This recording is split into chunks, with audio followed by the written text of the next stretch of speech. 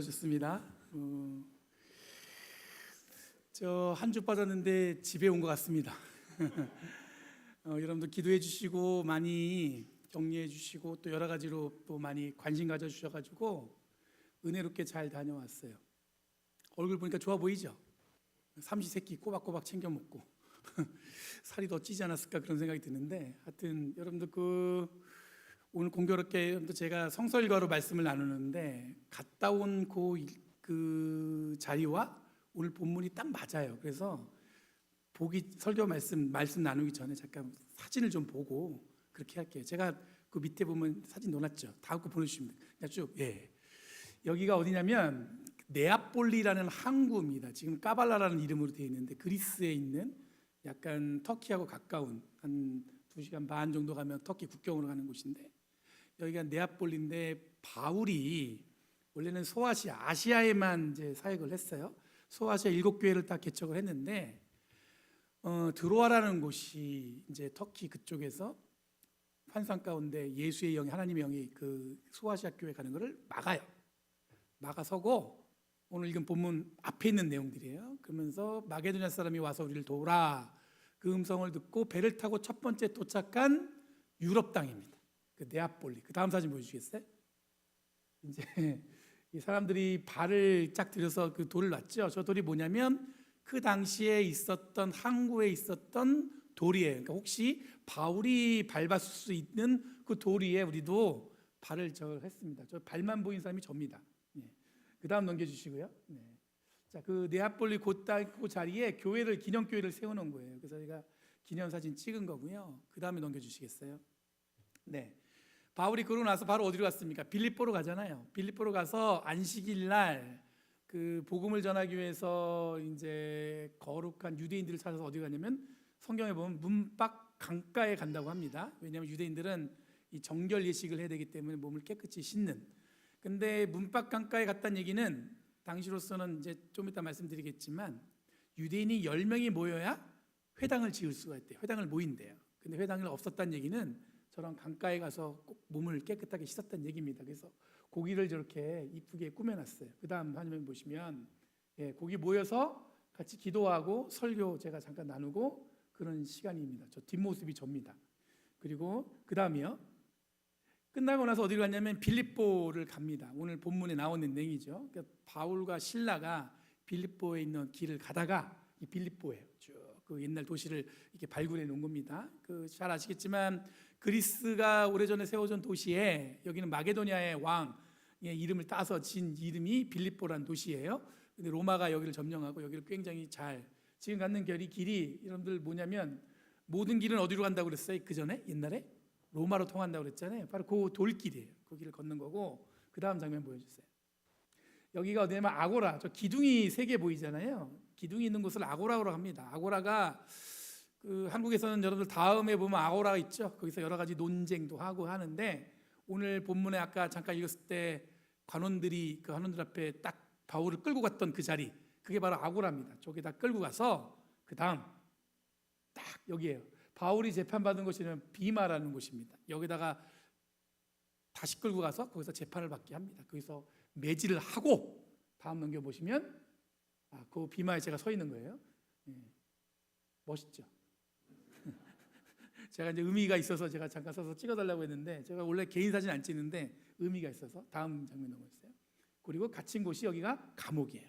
그러니까 바울이 여기서 기도하면서 하나님을 찬양하고 했던 곳. 원래는 감옥 이전에 뭐였냐면 그리스 때는 여기다 물을 가득 채워갖고 그리스 신화에 나오는 그 배 이런 걸 띄우면서 하는 연극을 하던 곳이었고, 물을 다 뺀 다음엔 여기다 뭘 했냐면 로마는 거기다가 짐승을 가둬놓고는 검투사들이 투쟁하는 그 싸우는 극장으로 만들어 버립니다.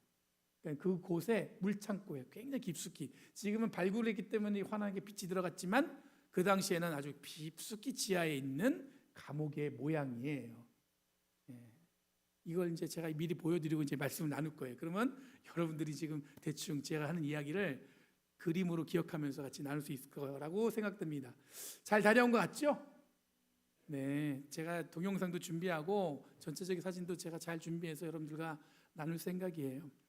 자, 아까 말씀드린 것처럼 공교롭게 오늘 읽은 본문이 성지순례의 거의 마지막 여정이었어요. 그 빌립보에서 확인한 바울이 갇혔던 감옥과 아고라, 그리고 재판받았던 장소였던 비마, 그리고 빌립보라는 도시의 거리를 생각하면서 제가 이 본문을 읽으면서 오늘 말씀을 준비할 수가 있었습니다. 아마 함께 다녀온 분들도 오늘 읽은 본문과 순례 기간 동안에 확인한 이 빌립보가 머릿속에 아마 그려질 거예요. 갔다 온 분들은 이제 이 성경 읽으면 어떻게 그려져요? 아, 내가 갔었지, 그걸 걸었지, 그리고 그 감옥을 봤지, 이렇게 되는 거겠죠. 그럼 사도 바울에 대해서 우리는 많이 듣고 대충 어떤 인물 정도는 잘 알고 있습니다. 바울, 폴, 굉장히 미국 사람들도 그 이름 많이 쓰는 것처럼 우리에겐 기독교인으로서 굉장히 익숙한 인물입니다. 근데 제가 이번에 그리스와 튀르키예를 다녀오면서 제가 생각했던 바울에 대한 이미지는 많이 바뀌었습니다. 단순히 사도 바울이라는 이름이라는만 알려져 있던 사람이 이제는 저한테는 인간적으로 저에게 끈끈함이 더해졌다고 해야 되나? 뭐 그런 게 있겠어요. 그런데 실제로 그 바울이 사역한 곳을 가니까 그 느낌이 왔어요. 바울이 어떤 고민을 했는지, 이 거리를 걸으면서 어떻게 생각했는지, 그리고 복음을 전하기 위해서 어떻게 노력했는지를 굉장히 끈끈하게 더해졌다는 것을 느꼈습니다. 여러분, 알아간다는 것은 경험한 만큼 보이는 거예요. 그렇죠? 자꾸 이렇게 자기가 만져보고 확인한 만큼 우리의 눈은 떠지는 거예요. 귀로 들었을 때는 그냥 그런가 보다 했는데, 눈으로 보면 더 어떻게 되냐면 그 내용들이 더 어떻게든 확장돼서 내 마음에 넓게 자리할 수가 있다는 그런 생각이 들었습니다. 그럼 바울은 잘 아시는 것처럼 이방인들을 위한 복음 전도자였습니다. 유대인들이 아니라 이방 사람들을 위해서 복음을 전했던 사람이에요. 극적으로 여러분, 박해자에서 전도자로 바뀌었죠. 원래는 바울 이전에 이름이 사울이었고 예수 믿는 자를 갖다가 핍박했던 자였는데, 하나님은 그 예수님의 영으로 그를 회심시켜 가지고 복음을 전하는 전도자로 변화시켰습니다. 아주 특별한 이력이기도 하고, 나름 유대인 조직 안에서는 이 사람이 어땠어요? 승승장구했던 사람이에요. 그 사람은 그냥 예수를 안 믿고 그 조직 안에 있었으면 유대인으로서 자기의 삶을 굉장히 성공 가도를 달리던 사람이었는데, 전혀 다른, 어쩌면 이름도 없고 빛도 없고 이 고생스러운 사역을 했다는 것이 우리가 아는 바울의 표면적인 모습입니다. 오늘 본문에도 보면 바울이 매를 맞았다 이렇게 돼 있잖아요. 바울이 소아시아 7교회를 개척했습니다. 대부분 이방인과 유대인들이 함께하는 공동체였고, 바울은 이방인들이 유대인들과 같은 조건으로, 그러니까 유대인들은 이미 하나님을 알고 율법에 따라서 자기의 모든 것을 다 준비했어요. 대표적인 게 예를 들어서 할례를 받아야 하나님의 사람인 것을 인정받는 거잖아요. 그래서 유대인들은 여러분들 할례를 받으면 회당에서도 할례 받은 사람과 할례 받지 못한 사람을 따로 구별해서 앉았어요. 가운데 중심에 앉는 사람들은 유대인들이에요. 근데 이방인도 할례 받으면 그 자리에 있을 수 있었어요. 근데 할례 받지 않으면 어떻게 되냐면 그 외곽에 서 있어야 되는 거예요. 굉장히 차별을 뒀어요, 그 안에서. 근데 바울은 뭐라고 그러냐면, 예수는, 그리스도의 복음은 그런 것과 상관없이 믿음으로 우리는 구원받는다. 이게 바울이 전한 복음의 핵심이에요. 유대인들이 좋아했을까요? 안 좋아했을까요? 당연히 싫어했겠죠. 자기들이 아는 거가 다르게 자꾸 다른 얘기를 하니까 별로 그렇게 마음에 안 들었을 거예요.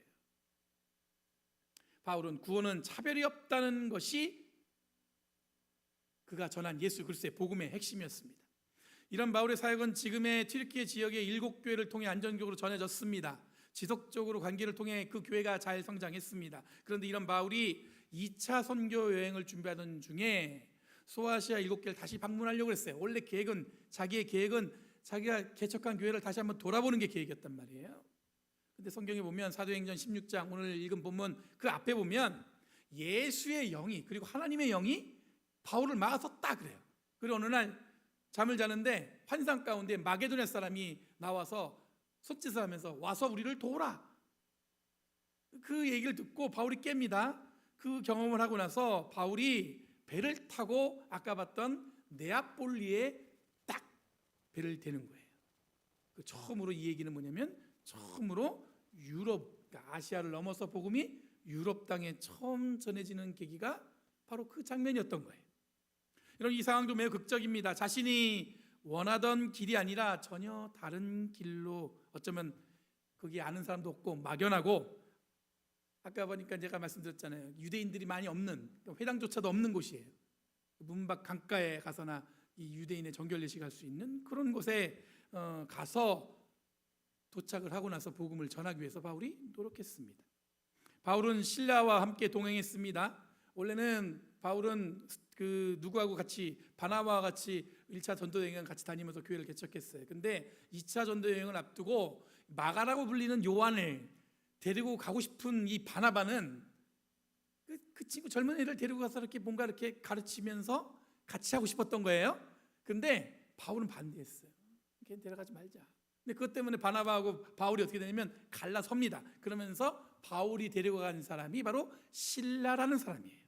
그러면서 2차 전도 여행을 바울이 실라와 함께 배를 타고 지금 네아폴리의 배를 딱 내려서 어디로 가냐면 빌립보로 간 겁니다. 바울이 처음 도착한 빌립보라는 도시는 항구 도시인 네아폴리에서 한 16km 정도 떨어졌습니다. 마게도냐 빌리 왕의 이름을 딴 도시이면서 로마 시대에는 굉장히 중요한 전략적 요충지였어요. 오래된 도시였고 모든 것이 잘 갖추어졌던 곳이기 때문에 많은 인구들이 거주했다고 합니다. 바울은 이 바로 마게도냐를 대표하는 빌립보로 간 것은 당연한 거예요. 왜냐하면 그곳에 가서 어떻게 되면 복음을 전해야 되기 때문에 내리자마자 서둘러 빌립보를 갔습니다. 빌립보에 도착한 후에 바울과 실라는 신실한 유대인을 찾기 위해서 안식일에 문밖 강가에 가서 정결 예식을 하는 유대인을 찾아갔어요. 바울이 이제 복음을 전하기 위해서 가장 첫 번째 전략은 뭐였냐면 유대인들이 모이는 곳. 근데 유대인만 모이는 게 아니라 이방 땅이다 보니까 이방인이지만 하나님은 신실하게 믿는 사람들을 찾아다녔어요. 이게 바울이 예수 그리스도의 복음을 전하는 첫 번째 전략이었어요. 그러니까 빌립보에 가서도 어디 가면 자기가 복음을 전하는데 편한 사람을 만날 수 있을까 해가지고 간 것이 어디예요? 문밖 강가였어요. 그곳에 갔더니 정말로 유대인들이 정결 예식을 위해서 왔습니다. 그래서 보면은 강가에 루디아라는 여인이 그 자리에 있는 거예요. 그 루디아를 성경은 뭐라고 소개하냐면 자주 옷감 장사라고 소개하잖아요. 기억나시죠? 자주. 오늘 본문 읽지 않았지만 앞에 있는 내용이에요. 제가 미리 말씀드리는 거예요. 그걸. 자주 옷감을 팔았다는 얘기는 오늘날로 얘기하면 명품 옷을 판 여인이었습니다. 지금이야 이 옷을 염색하는 게 쉽지만 그 당시에 자주 옷감을 색깔을 내기 위해서는 그 바닷가에서 나는 뿔소라, 그 당시 지중해에서 나는 뿔소라를 잡아다가 그의 꼭지에 있는 거를 탁 따가지고 그거를 갖다가 축출을 해야만 그 자주색을 낼 수 있는 물감을 얻을 수 있었대요. 근데 그다음 지금이야 천을 만들어 갖고 염색도 하지만 그렇지 않고 실을 염색을 먼저 해주고 나서 이걸 짜줘야 천이 나오는 거예요. 손이 얼마나 많이 가겠어요? 가격이 쌌겠어요? 비쌌겠어요? 자신이 없어요. 비쌌겠죠. 손이 많이 가면 비싸요. 인건비 들어가고. 그리고 자주옷은 그래서 누가 입었냐면 귀족들, 굉장히 높은. 그래서 요즘에 그 종교에서 여러분들 기독교에서도 보면은 이제 그 높은 위치에 있는 분들, 그 뭐 감독이나 이런 분들이 색깔을 자주색 옷을 입는 전통이 남아 있는 게 그게 왜 그러냐면 예전에 초대교회부터 자주 색깔 옷은 뭐냐면 그 사람이 신분이 높다는 것을 알려줬어요. 근데 그 옷을 파는 여인이 부자였겠죠. 이 바울이 전한 복음을 듣고는 바로 세례를 받았습니다. 그리고 바울의 신라를 자신의 집에 초대해서 자신의 두 자녀에게도 세례를 받게 합니다. 바울이 유럽 땅에 도착해서 처음 맺은 열매가 누구냐면 루디아였어요. 루디아는 어떤 여자예요? 딱 보니까 어떤 여자예요? 부자예요. 부자예요. 굉장히 물질적으로 풍요한 여인이었어요. 이후에 바울은 든든한 조력자가 됩니다. 당시 여러분 아까 말씀하신 것처럼 명품 옷을 파는 여인이었기 때문에 물질적으로 풍요롭게 바울의 사역을 서포트했습니다. 바울은 여러분들 개인도 보면 다른 지역에서 보내지는 선교비는 선교 사역으로서 사용했어요. 자기를 한 번도 사용한 적이 없어요. 잘 아신 것처럼 바울은 뭐 했습니까? 천막을 지면서 그렇게 살았다고 하잖아요. 자비량으로 살았다고 얘기하잖아요. 그런데 이 루디아가 보낸 선교비만큼은 자신을 위해서 썼다고 합니다. 그만큼 어떤 관계냐면 어떤 영적으로 깊이 굉장히 첫 열매로서의 어떤 각별함이 있는 사람이 루디아라는 여인이었어요. 이후에도 매번 전도 여행할 때마다 꼭 빌립보에 들렸고 성경에 보면 총 5번 정도 빌립보에 바울이 들렸을 때마다 바울은 어떤 이 빌립보가 선교사에게 전초 기지처럼 루디아의 서포트와 그가 후원하는 것과 기도와 함께하는 동역자의 어떤 역할을 보면서 든든하게 거기서 회복을 하고 복음을 전하기 위해서 멀리 길을 떠났던 것 같습니다. 이렇게 순조로웠던 바울의 사역에 첫 번째 어려움을 당한 사건이 바로 오늘 읽은 본문이에요. 순조롭게 다 되다가 잘 진행되다가 오늘 본문에 나온 것처럼 바울이 처음으로 어려움을 당합니다. 어떤 이유인지 모르지만 여기 이야기는 루디아를 만난 사건 이후에 16절에 보면은 기도하는 곳으로 가다가 이렇게 돼 있어요. 어느 적당한 기도처를 가기 위해서 아마 길을 나선 것 같습니다. 그러면서 빌립보 어떤 시내를 걸어간 것 같습니다. 본문은 귀신 들려 점을 치는 여종 한 사람을 만났다 이렇게 돼 있어요. 이런 귀신은 헬라어로 데몬이라는 단어를 사용했습니다. 그리고 점을 친다는 의미는 신탁의 의미를 가지고 있는 프토스라는 단어를 사용했어요. 그러니까 귀신인데 뭐냐면 신탁, 하나님의 어떤 신의 어떤 그런 계획을 이야기해 주는. 근데 문맥상 뭐냐면 이건 어떤 게 합쳐지면 오늘날 하면 포춘 쿠키 같은 거예요. 앞으로 내가 저기 중국집에서 음식 먹으면 뚝 따져. 그래서 딱 하면 종이 읽죠. 안 읽나요? 읽어요. 기왕이면 뒤에 보면 뭐도 나와 있어요? 로또 번호 나왔어요. 해본 적 있으세요? 포춘 쿠키가 예전에는 그게 좋은 맛만 있지 않았대요. 그게 막 약간 안 좋은 이야기도 있었대요. 여담이에요, 갑자기. 근데 그 안 좋은 얘기를 보고 어떤 사람이 자살한 적이 있대요. 그 다음부터는 포춘 쿠키는 무조건 따면 뭐가 있어요? 좋은 얘기만 있어요. 좋은 얘기만 있어요. 근데 그런 것처럼 여러분 이 여인이 어떤 여인이냐면 점을 치는데 앞으로 어떤 일이 있을 거냐 이걸 알려주는 그런 점을 친 것 같아요. 17절에 이 여종이 바울과 실라를 따라다녔다고 합니다. 그러면서 이 사람들은 지극히 높으신 하나님의 종들인데 여러분에게 구원의 길을 전하고 있다라고 외쳤다고 이야기했습니다. 18절에 보면 여러 날을 두고 그렇게 따라다닌 거예요. 그러니까 바울이 신라가 한 번만 간 게 아니라 기도하기 위해서 그 빌립보 시내를 계속 여러 날을 갈 때마다 이 점치는 여인은, 이 점치는 종은 바울과 신라를 향해서 이거를 계속 외쳐댄 거예요. 그리고 18절에 보니까 바울이 뭐라고 합니까? 여러 날을 두고 이렇게 하니까 바울이 귀찮아서 이렇게 돼 있어요. 귀찮아서.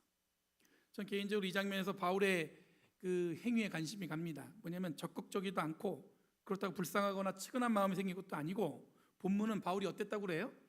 귀찮았다고 얘기하고 있어요. 귀찮았다. 왜 그 많은 단어 중에 귀찮았다는 표현을 썼을까? 여러분 사용된 헬라어는 뭐냐면 아가나크테오라는 단어를 사용했어요. 그 헬라의 원래 뜻은 뭐냐면 심하게 괴롭다, 이건 괴로움을 느끼다 그런 뜻이에요. 그러니까 바울이 귀찮다가 아니라 어떤 느낌이에요? 약간 뭐예요? 괴로운 거예요. 지금 그 얘기를 들을 때마다 괴로운 거예요. 문맥상 뭐냐면 괴롭다 이 뜻은 몹시 화가 났다 또는 분노하다는 뜻으로 사용할 수 있다고 합니다. 그러니까 바울은 지금 어떤 상황이에요? 굉장히 화가 난 거예요. 분노했다는 거예요. 그 상황에. 그러니까 바울이 귀찮아서 이게 아니라 바울이 지금 뭡니까? 화가 났습니다. 여기서 말하는 화는 두 가지 방향이 놓이는 것 같습니다. 하나는 뭐냐면 귀찮게 하는 것, 정말로 따라다니면서 그 얘기하니까 너무 귀찮아 그래서 화가 났을 수도 있고, 또 하나는 이 여종을 길에다 두고는 돈벌이를 하는 주인들이 있다는 사실을 알게 된 것 때문에 화가 날 수도 있다는 생각이 들었어요. 아마 처음에 이 여인이 누구의 종인지는 알리 없었을 겁니다. 근데 귀신 들린 여자가 길에서 돌아다닌 정도로 그렇게 여겼을 수 있어요. 근데 며칠을 지나면서 보니까 이 여종을 점치게 해서 돈을 벌어먹고 있는 사람들이 있다는 것을 바울이 아마 알아챘을 거예요. 여러분 이런 이해를 가지고 있다면 바울이 화가 난 이유를 알 수 있을 것 같습니다. 왜 바울이 이렇게 귀찮았다, 화가 났다 그렇게 했는지 알 수 있을 것 같아요. 18절에 바울의 행동은 빠르고 민첩했습니다. 내가 예수 그리스도의 이름으로 내가 명하느니 이 여자에게서 나오라 이렇게 말하자 귀신이 이 여종으로부터 나왔고 본문은 그렇게 그 사실을 그대로 기록하고 있습니다. 19절에 보면 이 여자의 주인들이 자신들의 돈벌이의 희망이 끊어진 것을 알고는 바울과 실라를 붙잡아서 광장으로 끌고 가 관원들에게 보였다고 합니다. 이 광장이 아까 얘기했던 그 아고라예요. 거기에 끌고 가서 그게 그 아고라에는 사람들이 모여갖고 늘 뭐냐면 논쟁도 하고 논의도 하고 막 이러는데 거기서 관원은 늘 있어요. 왜냐하면 거기서 소동이 일어날 줄 모르기 때문에 관원들이 있기 때문에 거기에 바울과 실라를 끌어다가 놨습니다. 여종이 하나인데 이 한 여종을 통해 돈 버는 자들이 몇 명이에요? 정확하지 않지만 복수형을 사용하고 있어요. 여러 사람이 그 여인을 데리고 어떻게 해요? 돈벌이를 한 거예요.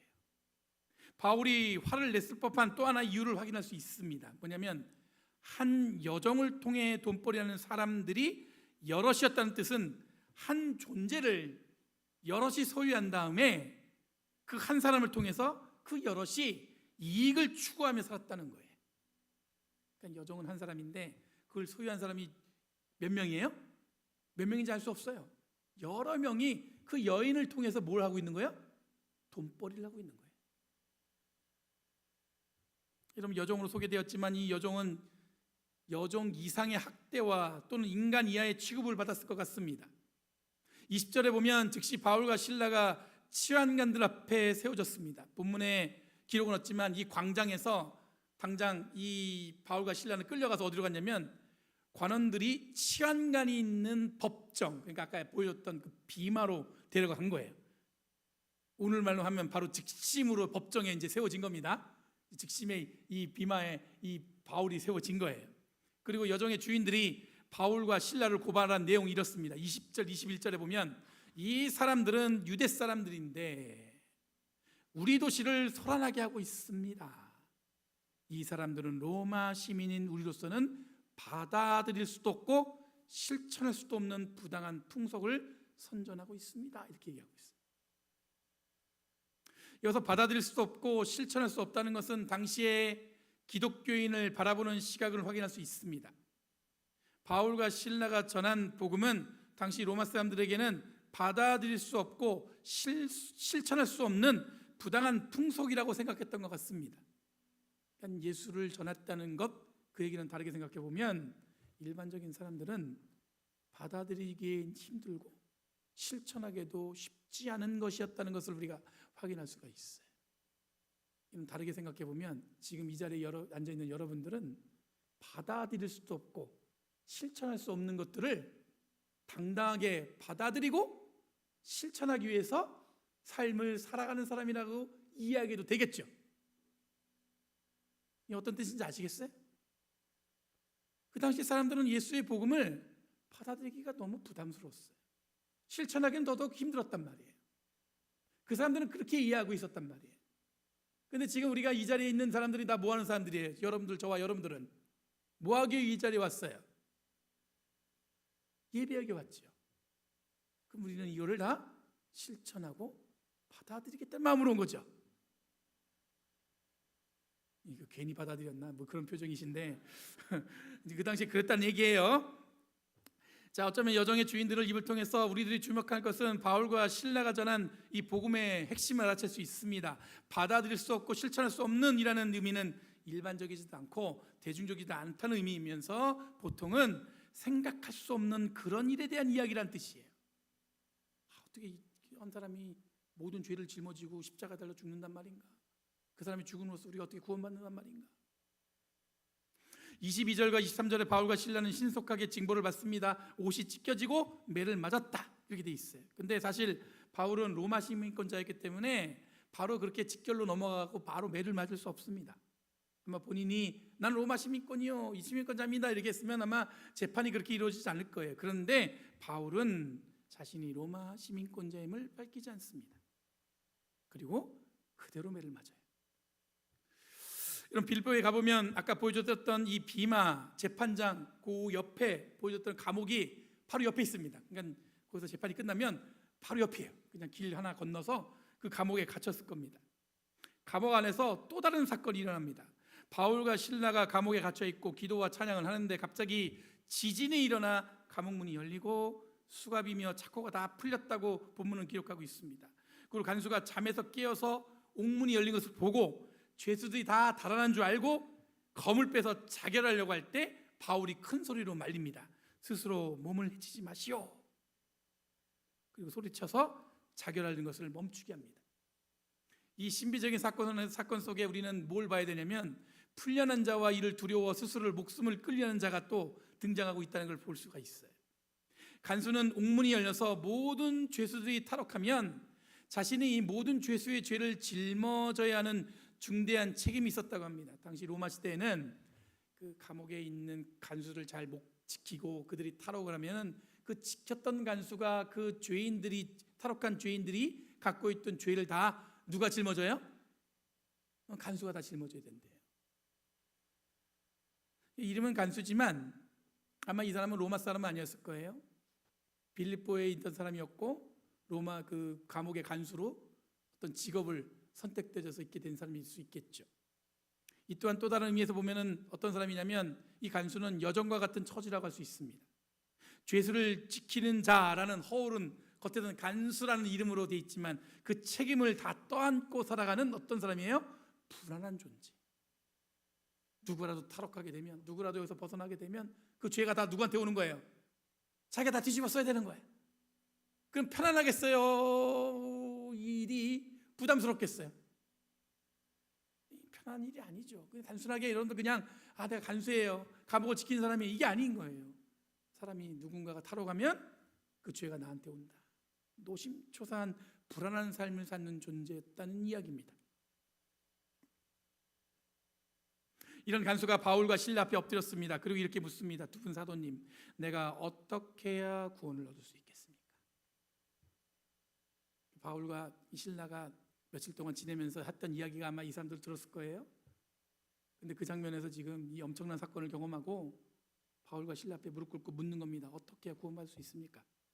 바울이 이렇게 얘기합니다. 주 예수를 믿으시오. 그리하면 그대와 그대의 집안이 구원을 얻을 것입니다. 그리고 간수와 온 가족이 어떻게 했어요? 세례를 받고 그 집에서 밥을 먹었다고 합니다. 이런 바울과 실라는 유럽의 첫 발을 내딛고는 루디아라는 첫 열매를 맺고 바로 고난이 이어집니다. 그 고난 속엔 두 번의 만남이 있었고 이를 통해 우리들은 귀신 들린 여정과 간수의 변화를 확인했습니다. 귀신 들린 여정은 바울의 기도로 어떻게 됐어요? 귀신으로부터 해방됐어요. 그리고 더 이상 언급이 없습니다. 간수는 귀신 들린 여정과 달리 바울이 전하는 복음을 받아들이고 예수를 믿고 세례를 받았습니다. 하지만 두 인물의 공통점이 있어요. 뭐냐면 여정은 귀신으로부터 해방되었고 간수는 이 불합리한 구조적인 책임에서 벗어날 수가 있었어요. 늘 삶이 여러분들 어떻게 될지 모르는 그런 가운데 간수는 받아들일 수 없고 실천할 수 없는 것을 받아들임으로 어떻게 됐어요? 구원받았어요. 여러분, 여정들의 주인들의 입으로 전해진 고발의 내용은 받아들일 수 없고 실천할 수 없는 것은 예수 그리스도의 복음이 향하는 구원은 단순히 고통에서 멀어져 평화로워지는 것을 말하는 것이 아니라 하나님의 사람이 되었다는 어떤 라이센스를 따는 것도 아니라는 거예요. 그럼 뭐냐? 구원은 곧 해방의 역사에 동참하는 것이라고 볼 수가 있습니다. 제가 해방 이렇게 하면은 여러분들 이게 딱 와닿지 않잖아요. 이건 뭐 어디 다른 저기 파란 쪽에서만 얘기하는 것 같고 막 해방. 너와 내 집이 구원받았다는 뜻은 이제 천국에 갈 수 있게 되었다는 성취가 아니라 구원받았다는 게 단순히 여러분들 천국 가게 되었어요 이런 뜻이 아니라 예수 그리스도의 복음으로 나아갈 수 없는 자리에 있는 존재들. 내가 과연 하나님의 구원받을 수 있을까? 내가 이렇게 사는 지경인데. 어떤 것에 묶여있는 사람들, 상처와 과거와 이런저런 말로 할 수 없는 불안함으로 인해서 이 세상을 살아가는 데 있어서 여러분들 편안없지 못하고 늘 걱정과 근심으로 붙들려 있는 존재들, 그리고 늘 의심하죠. 내가 정말 구원받을 수 있는지에 대한 어떤 의심이 늘 도사리고 있는 존재들. 그런 사람들이 다 모든 얽매임에서 풀려나서 자유롭게 되었다는 뜻이 여러분들 우리가 구원받았다는 뜻이에요. 그러니까 바울과 실라가 예수 그리스도의 복음을 전한 것, 그에게 뭐냐면 얽매인 자들을 풀어내는 것이었습니다. 묶여있던 자들에게 더 이상 그 묶여임에 거기서 붙들려 있지 말고 예수님이 주시는 새로운 삶으로 나아가라는 것에 응답하며 나아갈 수 있는 은혜를 입은 자가 되었다는 뜻입니다. 그 얘기는 지금 이 시대에 우리에게도 마찬가지예요. 여러분 구원 받으셨어요? 구원 받으셨죠? 하나님과 함께 동행하시죠? 날마다 주님과 동행하며 살고 있어요? 근데 여전히 여러분들 삶에 붙들린 게 있죠. 나는 이거 해결되지 못한 게 있어요. 이것 때문에 늘 괴로워요. 그것으로 인해서 내가 좀 더 나아갈 수 있을 것 같은데 이것만 없으면 될 것 같아. 근데 여러분 구원받았다면 그 모든 것을 우리는 이미 어떻게 된 거예요? 풀려났어요. 풀려났어요. 더 이상 그것에 붙들림받아 살아가는 사람들이 아니에요. 당시에 로마는 주인 한 명인 노예 수백 명을 거느리는 구조였습니다. 노예가 더 많아요. 일반 시민보다. 귀족이었다가도 전쟁에 패배하면 어떻게 되냐면 그 노예가 되었다는 구조예요. 그 노예는 늘 여러분 어떤 사람이냐면 억압과 폭력적인 묶임에 스스로 인생을 포기할 수밖에 없는 상황이었습니다. 그런 자들에게 바울이 복음을 전한 거예요. 너희들도 그 묶임에서 풀려날 수 있다. 바울이 단순히 유럽 땅에 복음을 전하게 되었다라고 읽혀진 본문은 더 깊이 읽어보면 당시에 로마가 누리는 사회적인 구조나 그리고 그들이 어떻게 보면 늘 통치해온 전통에 바울은 예수 그리스도의 복음은 이 모든 이들을 구원하고 해방시킨다는 변화의 메시지를 함께 포함하고 있습니다. 그래서 빌립보 사람들이 받아들일 수 없고 실천할 수 없다는 부당한 풍속이라고 고발하는 이유는 바로 여기에 있습니다. 자기들 볼 때는 그거는 자기들도 손해예요. 자기들이 볼 때는 여러분 그렇게 되면 자기가 누리고 있는 모든 권리와 모든 힘을 다 어떻게 내려놔야 되는 거예요. 예수를 믿으면. 근데 바울은 그것에 대해서 주저하지 않고 용기 있게 그들을 향해서 복음을 전하고 있습니다. 예수를 믿고 구원받았다는 것은 단순히 우리가 천국 가게 된 것만이 아니라 내가 지금까지 붙들려 있는 거, 지금도 여러분 정리해 보세요. 내 삶을 아직도 계속 괴롭히고 있는 거, 해결되지 않는 문제들, 불편한 어떤 그런 마음속에 있는 것들, 그런 것들 또한 여러분도 어떻게 되는 거예요? 다 해결되었다, 풀려나게 되었다. 그 묶임에서 어떻게 된 거예요? 해방되어졌다. 그런 뜻인 거예요. 그러니 우리는 어떻게 살 수 있어요? 하나님의 사람으로서 새로운 질서 속에 살아가게 되는 거예요. 그게 뭐냐면 바로 하나님 나라예요. 사랑하는 성도 여러분, 우리는 구원받았습니다.